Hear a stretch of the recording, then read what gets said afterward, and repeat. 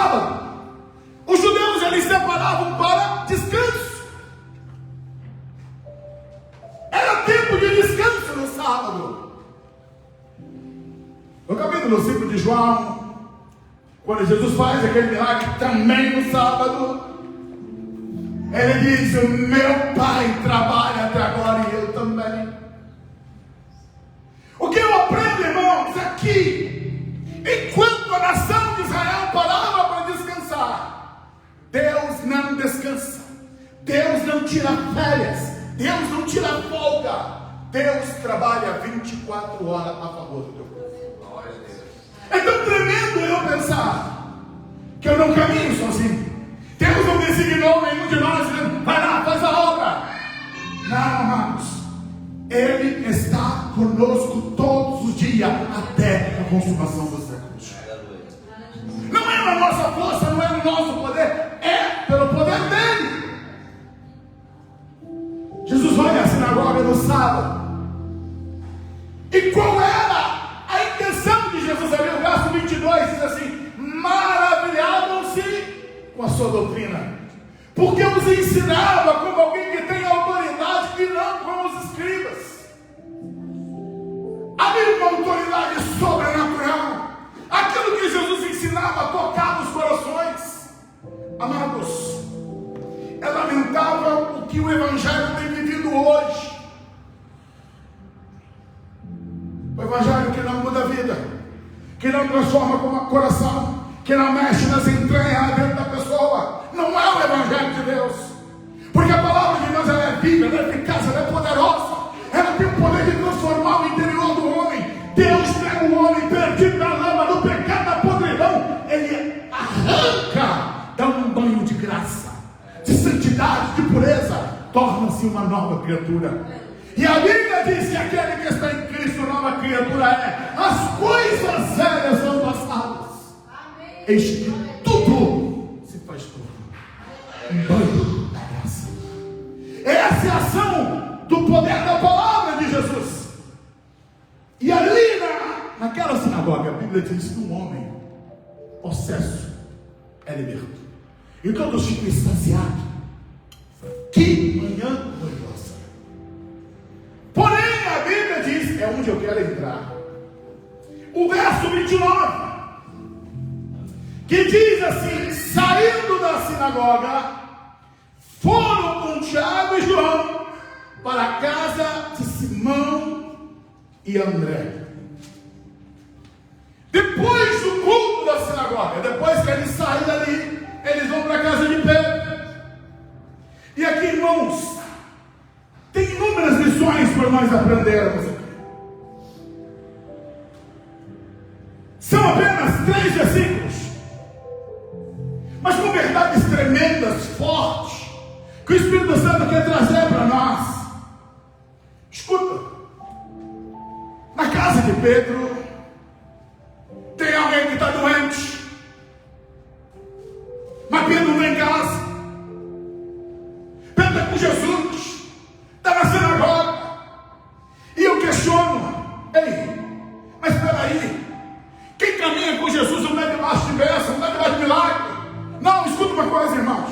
Nós estamos na terra, no mundo tereis aflições. Chega o momento que você está orando, está jejuando, está buscando a Deus, mas a doença bate na tua porta. Nós não somos donos do milagre. O milagre pertence a Deus. Nós não somos donos do ouro e da prata. Tem muito crente com coração complicado. Crente com coração complicado com Deus. Por que razão? Deus não me deu dinheiro, faltou dinheiro do aluguel, faltou dinheiro da luz, faltou dinheiro. Quem disse que Jesus nos prometeu aqui que nós teríamos uma vida de rei? Não, irmãos. A escassez, ela bate na porta de todo e qualquer servo do Senhor. Por quê, pastor? Porque estamos na terra. Nós temos que sentir saudade do céu, irmãos. Se a coisa ficar boa demais aqui, a gente acha que aqui é o nosso lugar. Aqui não é o nosso lugar. A nossa pátria está no céu. É para lá que nós vamos. E tem muita gente que passou a viver de maneira tão confortável aqui que nem tem vontade de ir para o céu. Tem gente que está orando: Jesus, volta agora.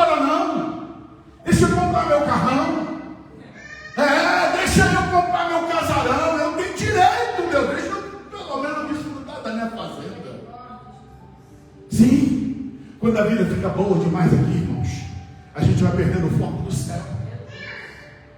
E eu olho aqui para esse texto e vejo que, escuta, tem doença na casa de Pedro, mas Pedro não deixa de caminhar com Jesus. Porque hoje nós vivemos um tempo onde os crentes dizem: se Deus não quiser, eu não caminho. Se Deus não quiser, eu não vou na igreja. Eu vou fazer prova com Deus. Tem crente que é tão ousado e diz: não, eu botei Deus contra a parede. Como assim, irmãos? Não podemos nos esquecer. Somos criaturas alcançados pela graça. Tudo que você tem é graça. Não há merecimento, não tem mérito nenhum em mim, você é em nós. Independente do que realizamos, do que fazemos, o mérito é dele. Tudo vem dele. E é por isso que Pedro está ali com Jesus. Tranquilo, não é irresponsabilidade. Porque ele sabia: eu sou discípulo, eu sou apóstolo, eu tenho que estar lá de Jesus. Enquanto eu estou com Jesus, Deus vai cuidar da minha casa. Mas aqui agora, a maioria dos irmãos estão aqui, tem suas famílias, mas tem um ponto aqui que me chama a atenção. Sabe por quê? Porque a Bíblia está dizendo que saindo da sinagoga foram com Tiago e João para a casa de Simão e André.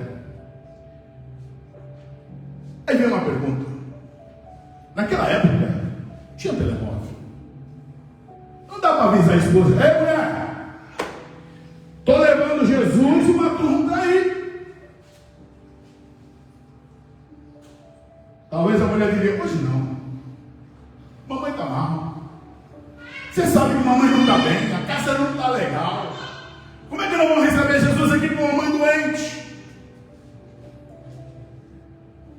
A rotina daquela casa estava totalmente alterada, porque aquela mulher estava enferma, estava de cama. E eu digo, irmãos, quantos lares estão assim, embaraçados para receber Jesus, embaraçados para receber a presença do Senhor. Quantas coisas que têm impedido Jesus chegar. Nós vemos aqui os europeus que têm tanta resistência, os crentes têm resistência em viver a vida com Jesus. Por quê? Por causa dos conflitos familiares, as crises que estão instauradas, as complicações da vida. Quantas vezes eu ouço de pessoas dizendo: não, pastor, quando as coisas melhorar, eu vou para a igreja. Quando as coisas melhorar, eu vou voltar a caminhar. Olha, ainda eu não estou pronto, eu ainda não me sinto bem ainda. Um dia eu vou. O problema é que esse dia para muitos não chegam. Pedro teria todas as desculpas para dizer: hoje não, Jesus. Vou marcar para outro dia.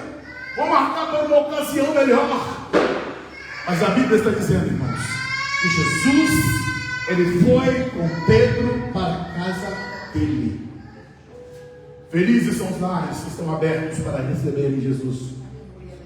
O irmão que compartilhou, Jesus foi convidado para um casamento e ele foi. E feliz foi quem convidou Jesus para aquele casamento. Que terrível seria se não tivessem convidado Jesus. Infelizes são os lares que não convidam o Senhor Jesus para estar presente. Jesus é para todo o tempo, irmão, seja na bonança, seja na alegria, na tristeza. Aquele lar tinha um problema, mas os nossos lares hoje, o contexto dos lares, estão marcados por problemas. Eu notei aqui algumas coisas que pastoralmente tenho visto. E às vezes não são doenças físicas, irmãos. São problemas na alma. Pessoas com sentimentos de traumas, de dores profundas. Pessoas que estão desesperadas, tomadas pela depressão, pela angústia, decepcionadas, foram frustradas, foram machucadas, foram feridas na vida, estão doentes. Jesus tem o poder de curar todos os lugares. A presença dele muda a história de pessoas. Jesus veio para os quebrados, para os arrebentados, para aqueles em que pela qual estão doentes, não importa em que área. E quantos que estão doentes no caráter? Caiu, pecou, errou, falhou. E aí, a mão pesada da religião diz assim: já era, acabou, não tem mais jeito. Quantas pessoas que desviaram e não conseguem mais voltar? Quantas pessoas que abandonaram a presença de Deus e ficam como filho pródigo, pensando: como é que eu vou encarar meu pai? Como é que eu vou olhar para o meu irmão? Como é que eu volto? Está doente no seu caráter. Sim, ele sabe, errou, pecou, falhou, pisou na bola. Mas como é que eu volto? Jesus, ele sara todas as feridas. É lindo pensar que aquele menino não está voltando para mim. E ele ensaiando dizer: eu vou dizer para meu pai, pai, peguei.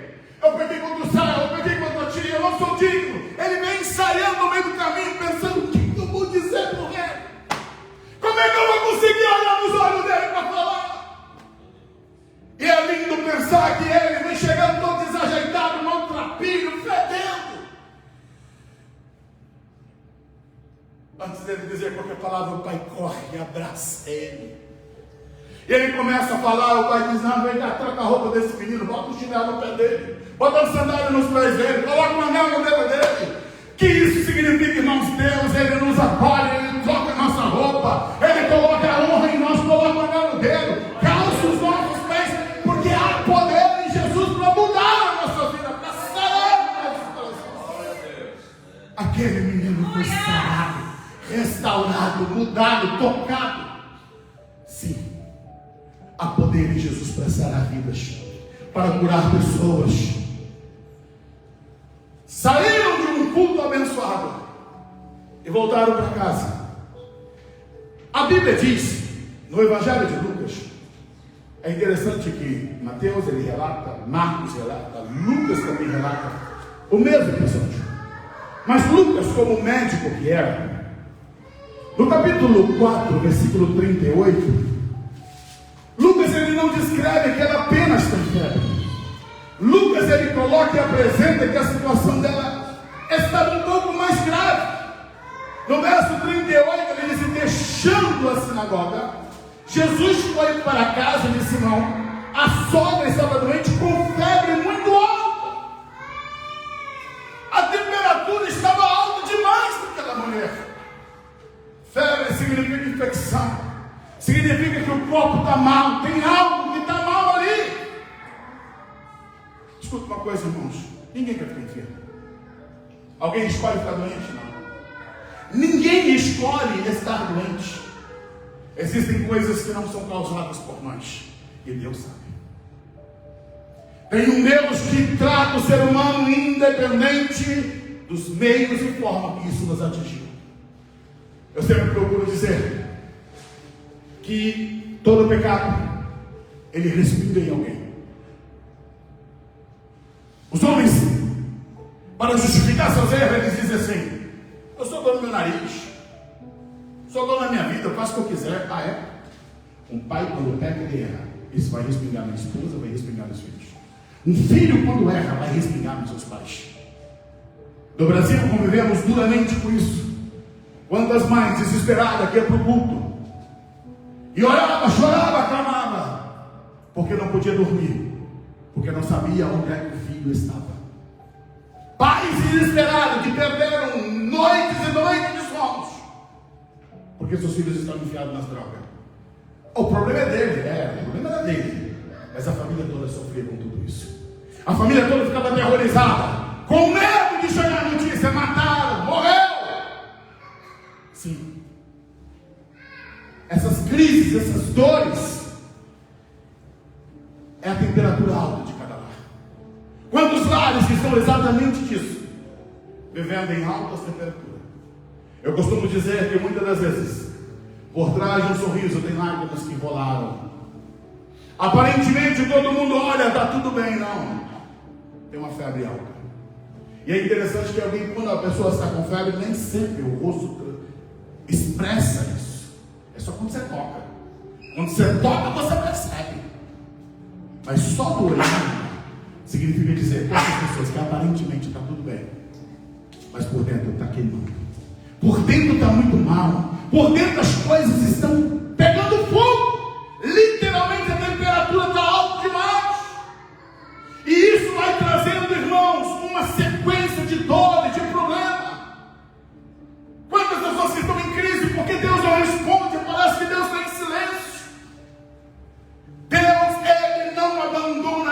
nós não fomos abandonados. Isso chama-se processo.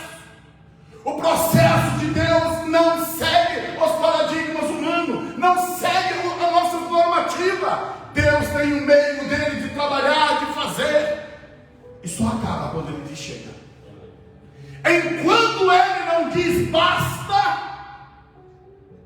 as coisas continuam. Estamos na grande sala de aula da vida. Somos alunos, aprendizes. O problema é que nós não queremos ficar sentados aprendendo. Temos resistência a isso. Achamos que já sabemos. E Deus ele senta, vai aprender. E sabe qual é o grande problema, irmãos? Que quando nós nos levantamos, somos reprovados. Um aluno reprovado vai fazer o quê? Ano que vem vai sentar de novo. Vai ter que aprender. No processo de Deus nós temos que aprender. Somos levados a ter lições com Deus. Existem muitas questões que estão mal resolvidas no coração. E é por isso que muitas férias existem.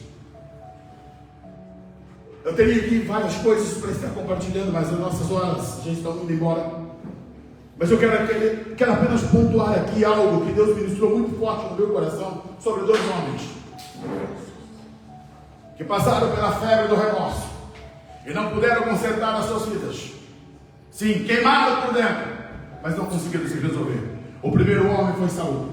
Saul foi o homem que foi escolhido por Deus para se tornar o primeiro rei de Israel. Israel pediu, mas quem separou foi Deus. Deus falou: Samuel, eu escolhi, eu vou enviar para você.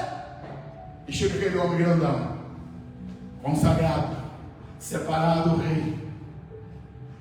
E a tragédia é que ele escolheu a desobediência. Errou, fez um acúmulo. E Deus disse: eu rejeitei. Deus chegou ao ponto de dizer: Samuel, chega, até quando você vai ter dor desse homem? Eu já rejeitei ele. Saul só acordou. Depois Samuel morreu. E ele percebeu: Deus já não fala mais. E por que Deus não falava mais? Por causa da rebeldia no coração dele. O final da vida de Saul, a Bíblia diz: Deus não falava nem por profeta, nem por Urim, nem por Tumim. Ele é corroído pelo remorso, tomado pelo remorso. Mas aí o que ele faz? Se estava ruim, ele piora, porque ele vai consultar uma necromante. Irmãos, a vida de Saul é uma tragédia. Por quê? Um homem doente, ao invés de se apegar com o Senhor, ele vai para a casa da feiticeira.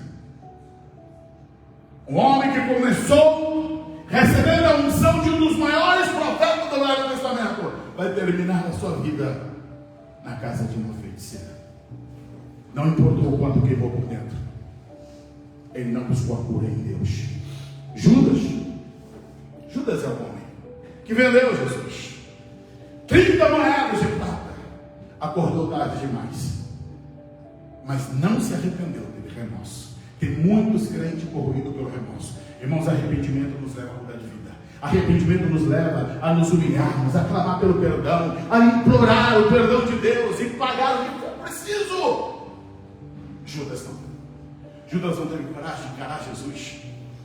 Quando você lê a palavra, aparentemente parece que ele arrependeu. Ele pega as moedas, ele vai para o templo e joga as moedas, diz: eu não quero mais. Mas não é assim que as coisas funcionam. Nenhum homem pode te perdoar quem te perdoa, Deus. Ele achou que se ele devolvesse as moedas estava resolvido. Mas entenda, o problema não estava ali nas moedas, o problema estava na traição que ele teve com o próprio Jesus. Porque Jesus disse para ele: amigo, aqui vieste. Amigo, com um beijo você está traindo o Filho de Deus.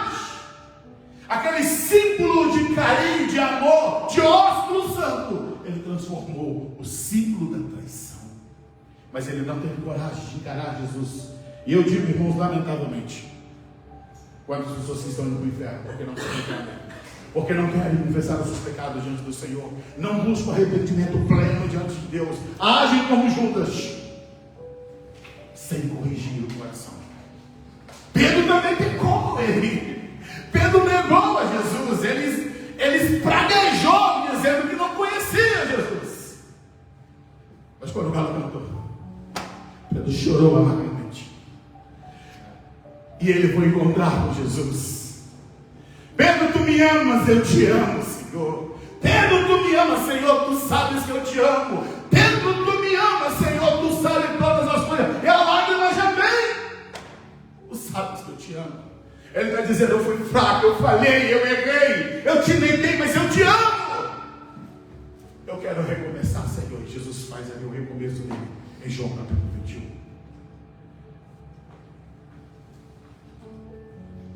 Deixa eu deixar as anotações de lado, senão não termina aqui. Escuta. Jesus chega naquela casa e a Bíblia diz que a sogra de Simão estava na cama com febre e logo deram essa notícia a Jesus. Então, aproximando-se, Jesus pegou na mão dela e fez com que ela se levantasse. A febre a deixou e ela passou a servi-los. Alguém foi dizer para Jesus, Jesus, tem alguém doente nessa casa. Sabe o que chama isso? Intercessão, oração. Não desista de orar. Tem algo mal na tua casa, tem algo mal no teu interior. O caminho é a oração. Jesus não despreza nenhuma oração. Uma vez que ele foi informado, Jesus, ela está mal. A Bíblia fala que Jesus vai em direção. Quando nós oramos, quando nós clamamos, Deus se move em nosso favor. Deus vem em nossa direção. Jesus foi até onde aquela mulher estava. Entenda, não somos nós que vamos para Deus, irmãos. É Deus que vem até nós. O Filho de Deus deixou o trono da glória. Ele se tornou homem. O verbo se fez carne e veio habitar entre nós. Emmanuel, Deus conosco. O que eu e você tem é porque Ele deixou a sua glória e veio aqui para resgatar e nos levar de volta para Ele. Jesus, Ele vai até a sogra de Pedro. Toca nela. Lembra daquele cântico? Tocou-me, Jesus tocou-me. É isso, Jesus tocou naquela mulher. Tomou ela pelas mãos, ergueu, levantou-se e ela foi servir. A febre foi embora. Sim. Deus vai mudar a nossa vida, a nossa história a partir do momento que nós deixamos ser tocados por Ele. Ele toca em nós com o seu toque de poder, de graça e muda, transforma-se plenamente o nosso ser. O toque de Jesus foi uma explosão do poder de Deus que entrou naquele corpo, repelindo, expulsando toda a alta temperatura da febre e trouxe equilíbrio. A presença de Jesus nós equilibra, traz as coisas para o curso correto. Aquilo que está completamente desequilibrado, a presença de Jesus traz onde temos que estar. Eu creio nisso, irmãos. Só precisamos receber Jesus para que o milagre aconteça. E encerrando, para nós participarmos da ceia. Escuta uma coisa. Qual é o problema que nós temos com os milagres da igreja? É que as pessoas querem o milagre, mas não querem o Deus do milagre. Essa mulher, após ser curada, o que ela faz? Vai servir Jesus. A maioria das pessoas fazem campanha, fazem até receber a cura. Uma vez que recebeu a cura, recebeu a bênção, vai embora e nunca mais volta. Essa mulher não. No momento que ela foi curada, ela se levanta e vai servir Jesus. Agora sim, está disponível. Disponível para Cristo, disponível para todas as necessidades que Jesus tinha naquela casa. Escuta algo. Deus te resgatou. Deus te curou. Deus te deu uma nova vida. Para que você sirva a Ele. Para que você pregue o nome dEle. Para que você proclame a graça dEle. Para que homens e mulheres sejam atingidos através da tua vida. É egocentrismo, egoísmo nosso guardarmos a salvação só para nós, desfrutarmos das benesses do Evangelho sem compartilhar para o mundo perdido que está sem Deus, sem paz e sem salvação. Se coloca de pé. Senhor Deus e Pai, eu coloco diante de Ti as nossas vidas, Senhor, que tanto precisa do Teu toque. Eu oro pelos lares, pelas famílias, Deus, que estão hoje convivendo com dores, com enfermidade, com doenças. Visita esses lares, Deus, e cura a alma, cura o corpo, cura o espírito. Senhor, conserva relacionamento